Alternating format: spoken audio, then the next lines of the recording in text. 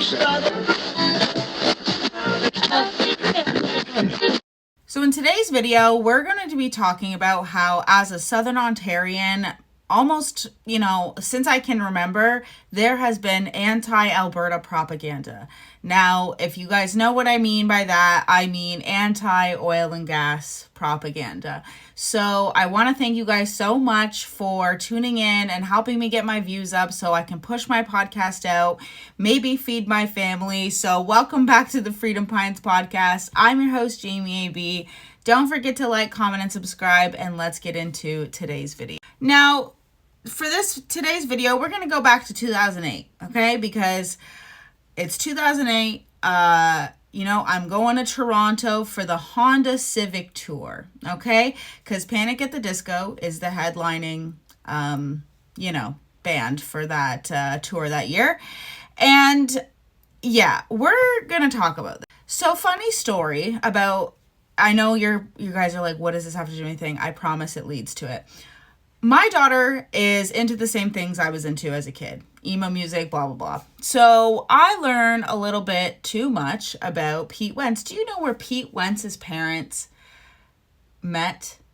On the campaign trail of Joe Biden. I'm sure it's not a coincidence at all, guys, because fast forward however many years later, and the Honda Civic Tour is specifically meant to host like pop punk, emo bands, okay? And I truly believe that this was one of the ways that they use this green agenda to be pushed through, because, hold on, let me read this. Thanks for coming out. This is like a little guide I got. Thanks for coming out to the Honda Civic Tour. We're totally psyched to be playing with some of our favorite bands in such an intimate settings. But the Honda Civic Tour isn't just about the music. We've worked really hard to make it about protecting the environment too. Okay. I found this interesting. It said, plus the Honda Civic Tour itself is green in a bunch of ways. Right down to the program you're reading, recycled paper, soy ink. Please turn the page for details on how you can become involved in the Honda Civic Tour's environment action plan. We need you. So, of course, I read this, okay? And as a young, impressionable emo child, I thought to myself, wow, they're doing a lot. And as a 32-year-old woman, I read that and I'm like, they were driving around. What do you mean? You're telling me that they drove around their tour in a Honda Civic? No, they did not. Nothing about going on tour is at all environmentally friendly, okay? And I'm not going to sit here and pretend I don't love going to concerts. So to me, whatever. Anyways, but as a child, okay, I think that really got stuff turning. And I will say that I remember, and I was talking to a couple of other people who lived in places like Nova Scotia and British Columbia, that they remember being taught about all of these different things and about voting NDP or Liberal, and basically being subjected to Liberal and NDP propaganda, okay? And which is funny, because my daughter thought originally that someone was coming into her class to dunk on Pierre Poilievre, speak highly of Pierre Poilievre.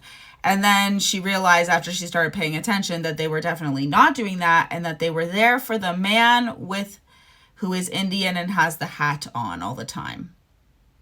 Because they're children and they don't know what they're being taught, okay? Now, thank God I have a good relationship with my children, because I can have them come home and talk to me about these things, and I can dispel any, quote, misinformation unironically to them. But this has been ingrained in us for a long time. Anti-Alberta sentiment. And even though, because here's the thing, you either did three things in Ontario after school. You either went back there was a plethora of things, but it's probably five. College, university, trade, one more year of high school, or go out to Alberta and work in the oil fields. And I am not joking. That was the 5 things that people did after high school in Southern Ontario. We even have a couple of people who stayed in Alberta. So, but then I'm telling you guys, this is everywhere. You go to the Ontario Science Center or Sudbury Science Center, whatever it's called. And there they have this entire climate thing. I didn't even take my kids in it because what's the point?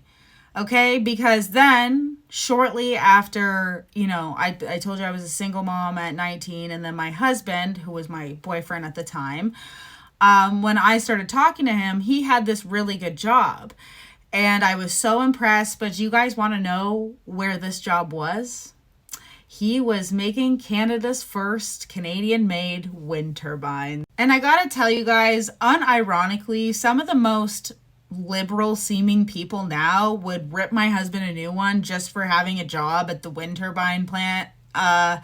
Which, by the way, when I look back once again at how incredibly horrible this was for the environment, the amount of things they had shipped over from Sweden, the amount of people that drove to work on a daily basis using CO2, the amount of CO2 that they used to build these wind turbines, which, by the way, were these was like in a mold, okay?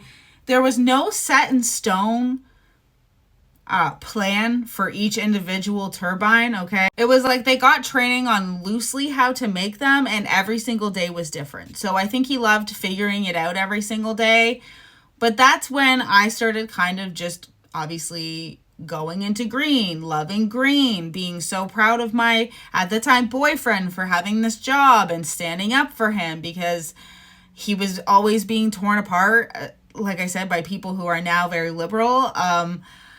But unironically, okay, as bad as it all was to transport those, get the facility set up, and actually make them, I will say that's impressive to me still, that it was the first wind turbine manufacturing plant in Canada.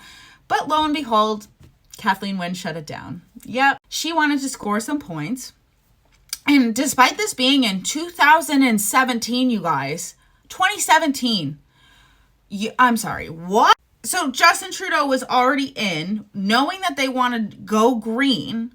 I love China because it can go green on a dime because of communism, that sort of thing. I love China's basic dictatorship. Doesn't get a new contract. These wind turbines didn't even go to Canada. They didn't even go to Canada, you guys. Like, what? And that was probably my first. I was so angry. We had just bought our house and Kathleen Wynne did not sign another contract. It was a waste. It was a waste of the factory, of bringing in everybody, making these turbines. In my opinion, it was a waste. And as soon as that got canceled, I thought to myself, well, that's really strange because didn't they want to go green? What are you talking about? Why would you get the only place that makes wind turbines if you want to go green so bad shut down for bonus points for the election? Is that serious? Oh my God. And then I was vegan for 5 years, okay? When I tell you that the left does not care about people being unalived because of food shortage, when I realized how extreme veganism was and how much I was in sort of a cult, you would have never guessed that. I was never one of those vegans that would judge people. In fact, I always respected hunters and indigenous people and stuff like that because I thought, or like local farmers, I really just hated factory farming. And I always thought it was ridiculous that they even tried to paint to me when I was vegan that it was better for the environment to ship up fruits and vegetables from Mexico than it was to buy from my local farm. That's especially when Bill Gates started getting involved in the vegan movement. I started having red flags everywhere. Oh my gosh, it was like alarm bells going on. So as soon as Bill Gates got involved, my head started turning another way, okay? I started really questioning what the motives were behind this because keep in mind, up until now, veganism or vegetarianism was just a bunch of crazy like individuals, okay? Like maybe PC, maybe a couple of food brands were benefiting from it. But once the Beyond Burger came out, I'm telling you guys, that thing was addictive. And it made me question even more, because you're telling me that this is a more environmentally friendly option than just making meat. You still have to grow all of these vegetables to put into this, okay? There's still a massive factory producing these things. So once I kind of realized, especially from the vegan point of view, that some of this was starting to sound like absolute utter BS. And not only that, veganism is so insane. Like, I wouldn't even show the shoes I was wearing, because I would go and buy a pair of shoes and forget to check if it was made out of animal, which, by the way, it usually is. And they would attack me. Okay, I never even put that I was vegan in my bio. I put that I was plant-based because I did not want to be associated with how crazy they were. But when I tell you that I thought that all of these things were pure evil, oil, meat, just because just because I'm center and logical enough to know that people are not evil when they eat meat, doesn't mean that there are not literally millions of people out there right now who still think that. Okay, who still think that gas-powered vehicles are evil. And guess what? They also think.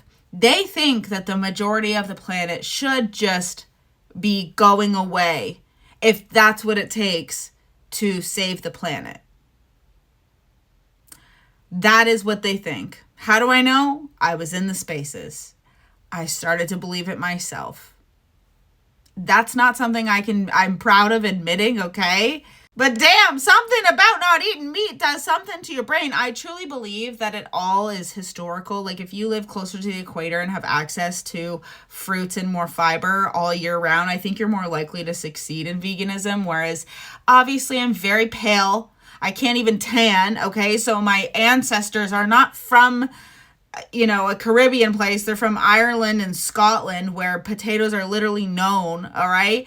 That's what my stomach can handle. But I'll tell you, I ate so much crap before being vegan, like processed food before being vegan, that being vegan felt amazing to me. Because at the beginning, there was there was like maybe 3 options for fake meat, and it wasn't like this big commercialized thing. So with that being said, what do you guys think was taught to me in the meantime? Which is why I thought it was ridiculous, by the way, because I thought that, gas and oil were so evil and stuff, that I was like, so you guys are trying to tell me that it is worse for the environment to haul up these fruits and vegetables from Mexico or California than it would be for us to have greenhouses, okay, and eat locally? That doesn't make sense. None of this was starting to make sense by the time the you-know-what came out, and I was still vegan until I moved up north. And then this thing came out, okay? I had a plethora of problems by the time I was, because of my digestion, because I went from eating only processed foods to eating relatively healthier, and then I would fall back into processed foods, and then I went vegan, and I do think it got me off of processed foods entirely, but then overloading my gut with fiber, not a good thing, okay? You need protein. This all fits in, okay? This is part of the whole thing, all right? Because then, right before we moved, okay, we went to go put in a renovation. And I was so hardcore about this, you guys. I was dead set on getting solar panels. Well, when you know it, solar panels are fucking expensive. They were the entire budget. We did not have money for solar panels. In fact, we had baseboard heating, which isn't that what they want us to use? I don't know, but it was expensive, and we had to get something else because it was so expensive and we had no AC. You can't live in Southern Ontario without AC, all right? And that's a whole nother thing I'll get into after this, but we went to go get it, and I realized that we had to get a gas furnace. I cried, you guys. I cried, and like I said in my other video, that's when it all started unraveling for me. And when we moved up north, I thought we would never be able to live and have a freaking electric vehicle. And everyone in Southern Ontario is so used to not having winters anymore and living in this insanely weather.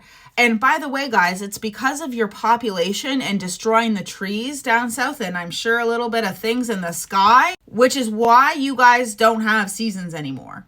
Okay, that's the thing. Southern Ontario holds the majority of the entirety of Canada, and the weather down there has shifted dramatically. And like I said, whether it's the up in population, okay, and the destruction of all of the trees, or the things that we see happening above us, Southern Ontario is a joke, and I would be an alarmist if I still lived down there, okay? Because you drive an hour past Southern Ontario, and there's snow again. The weather isn't weird, okay? Southern Ontario barely has snow. When I was a kid, we had the same winters that we're having now up north. When I realized that all of the rest of Southern Ontario, or the rest of Canada, cannot live off of electric vehicles, I died when I found out that Edmonton got electric buses and they did not last throughout the whole winter. Just another example of absolutely wasting resources to look good. Yeah, because that's what all of this is. None of this is helping the environment whatsoever. All of their green options, not so green. I learned all of this when I looked into why I wouldn't be evil if I had an affordable option to heat my home. Because that's what they do, my friends. They make you feel evil. They make you feel like, and when you ask them, but what about Alberta's, like, this is how Alberta runs, like that's their entire sector. Who cares? Let them starve. Let them find other work. Like, people in these cities, when the whole trucker convoy happened, I literally was like, I dare you to protest and not get anything that is brought in by a truck. I dare you. Because these people have no idea how the world works around them. They just step into a city and everything is there for them to purchase, and that's their lives, you guys. They don't think about how hard you work in the oil fields to make sure that their homes are heated. I'm like, wait, does that do that? But you know what I mean. They don't think about how their gas gets to the pump. They just pump their gas. I know, because I was down south and I thought these things, and I know that that's embarrassing, and I know that you guys, a lot of you guys have lectured me and been like, don't bring your lib ideas here. I'm not a lib. I know I look like a lib, okay? Like I said, I was emo as a kid, but I digress. And I know people are not happy with Danielle Smith's announcement yesterday. And there's maybe a couple reasons why. But here's the thing, is that even if Alberta doesn't separate, because I'm sure there's going to be a lot of pushback from Ottawa because they know that they are literally funded by Alberta, that Alberta needs to have protections. This is not something that the federal government can take away from Alberta, because people will go hungry. People will go without heat in Canada.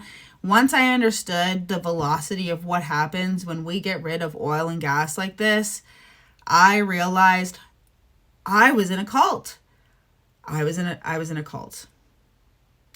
I was in an anti-human cult. We are taught that oil, now I don't know if this is true, that oil is going to dry up, like the fear-mongering is upped. The oil is going to dry up. What are we going to do? We're not going to have any energy, blah, blah, blah, blah, blah. And then I look into it, and from as far as I have seen, it doesn't. And the process of getting the oil and all of these things is actually quite environmentally friendly, as you can see from my thumbnail. We're around canola fields with an oil rig. And so that's just one story of how I have been propagandized. If you're wondering why I'm saying it like that, I'm pretty sure it'll get flagged. Into thinking that Alberta was evil. And now I know that Alberta is the hardest working and most ethical way of getting this stuff. And that all in the name of climate zealotism will protect Canada's earth, but exploit the earth other places. That doesn't make sense. It's an ideology and it's gotta stop. So, guys, don't forget to like, comment, and subscribe, and have a fabulous day. I hope you got something from this video. Bye! And don't forget, if you're tired of the CBC, follow me!